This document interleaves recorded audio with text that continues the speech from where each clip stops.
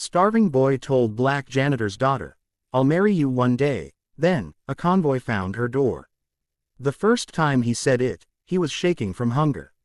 Not the kind of hunger that makes your stomach growl and your mood sour, but the kind that makes your vision blur, your legs weak, and your pride disappear in slow, painful pieces.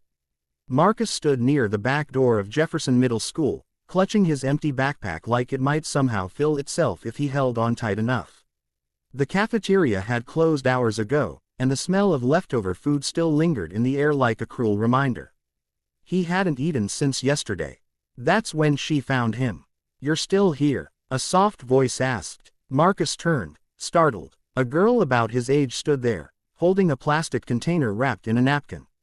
Her braids were tied back neatly, and her uniform looked worn but clean. "Yeah, just waiting," he muttered, though he wasn't sure what he was waiting for anymore. She studied him for a moment. Not judging, not pitying, just seeing. "You look like you need this more than I do," she said, holding out the container. Marcus hesitated. Pride flickered for a second, then hunger crushed it. "What is it?" he asked. "Mac and cheese. My mom made extra." He took it carefully, like it might disappear if he moved too fast. The warmth seeped into his fingers. "Thank you," he whispered.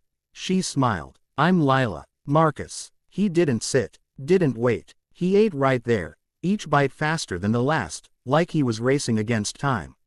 Lila watched quietly, leaning against the wall. When he finished, he looked up at her, eyes a little brighter now. "That was the best thing I've ever had," he said. "It's just mac and cheese," she laughed. "No," he shook his head. "It's not." There was a pause, the kind that feels bigger than it should. Then, without thinking, without filtering the wild hope that suddenly bloomed inside him, Marcus said it. "One day, I'm gonna marry you." Lila blinked, surprised. Then she laughed. Not mockingly, but warmly. "You don't even know me." "I know enough," he said, serious now. "You didn't have to help me. But you did." She tilted her head, studying him again. "You're weird," she said. "Maybe," he shrugged. "But I mean it." She didn't answer that, just smiled again, softer this time. "See you tomorrow, Marcus." And just like that, she walked away. The next day, she brought him a sandwich. The day after, fruit. Then leftovers. Then snacks. Sometimes just a granola bar and a quiet conversation. It became their routine. Marcus learned that Lila's mom worked as a janitor at the school, late nights, early mornings. They lived in a small apartment across town.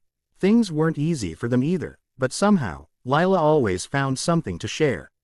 "You don't have to keep doing this," Marcus told her once. "I know," she replied. "I want to." That was the difference. Weeks turned into months. Marcus started staying after school, not because he had nowhere to go, but because he wanted to see her. They talked about everything. Music, dreams, the kind of houses they'd live in someday. "I'm gonna be rich," Marcus declared one afternoon, lying on the grass. "Oh yeah," Lila smirked. "Doing what? I don't know yet, but I will be." "And then what?" He turned his head toward her. "Then I'll come back for you." She rolled her eyes, but her smile lingered longer than usual. But life doesn't pause for promises. One day, Marcus didn't show up. Then the next, and the next. Lila waited by the back door, food in hand, longer each time. "Have you seen Marcus?" she asked a teacher. "Marcus who?" No one seemed to know. After a week, she stopped asking. After a month, she stopped waiting. But she never forgot. Years passed. The school changed. Faces came and went. Lila grew up faster than she wanted to. Her mom worked harder as bills piled up. Lila helped where she could, cleaning, studying, surviving. College wasn't an option. Dreams became smaller, practical. Still, sometimes, late at night, she'd think about that boy. The one who looked at her like she'd given him the world, over a simple meal. The one who said something ridiculous, and somehow made it sound real. "I'll marry you one day." She'd shake her head, smiling at the memory. "Crazy boy," she'd whisper. On a quiet afternoon, years later, Lila sat by the window of their modest home, sorting through bills. Her mom had just left for another shift. The neighborhood was still, ordinary, until it wasn't. At first, it was just the sound. Low, distant, growing louder. Engines. Lila frowned, standing up. She moved to the door and opened it slightly. Then she froze. A convoy of black SUVs turned onto their street. One after another. Slow. Deliberate. Neighbors peeked through curtains. Kids stopped playing. The vehicles came to a halt, right in front of her house. Lila's heart started pounding. What? The doors opened. Men in suits stepped out first, scanning the area. Then another door opened from the center vehicle. And he stepped out, tall, confident, dressed in a tailored suit that probably cost more than her entire house. But it wasn't the suit that made her breath catch. It was his eyes, the same ones she remembered. Marcus, she whispered. He walked toward her slowly, like he was afraid she might disappear. For a moment, neither of them spoke. Years of silence hung between them. Then he smiled. You still make the best mac and cheese? He asked softly. Lila let out a breath she didn't realize she'd been holding. You disappeared, she said. I had to, he replied. Things got complicated. That's one way to say it. She crossed her arms, though her voice trembled slightly. He nodded, accepting that. I looked for you, he said. Took longer than it should have. She studied him carefully. You look different. I am, he admitted. But not where it matters. Another pause. The past and present collided in that small space between them. And the convoy? She asked, glancing behind him. Marcus glanced back briefly. Just people who work with me. Doing what? He looked at her again. Building the life I told you about. Her breath hitched. That was a joke, she said quickly.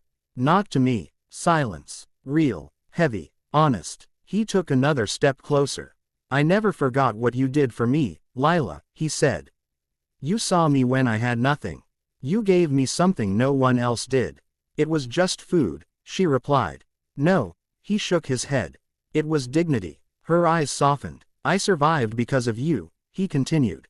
And everything I've done since, it started there. Lila swallowed hard. That's a lot to put on a kid with a lunchbox. Maybe, he said, but it's the truth. The wind picked up slightly, rustling the trees around them. The world seemed to shrink to just the two of them. You really came back, she said quietly. I told you I would. And what? She hesitated. What happens now? Marcus didn't answer immediately. Instead, he reached into his pocket. Lila's breath caught. Not because she knew what it was, but because of how carefully he held it. Like it mattered. Like she mattered. He looked at her. Not the house, not the street, not the past. Just her. I meant what I said, he began.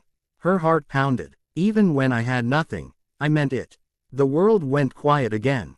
Too quiet, too still. Everything seemed to hold its breath. And Lila stood there, on the edge of something she never thought would come back to her door. Not as a memory, but as something real, something waiting, something unfinished.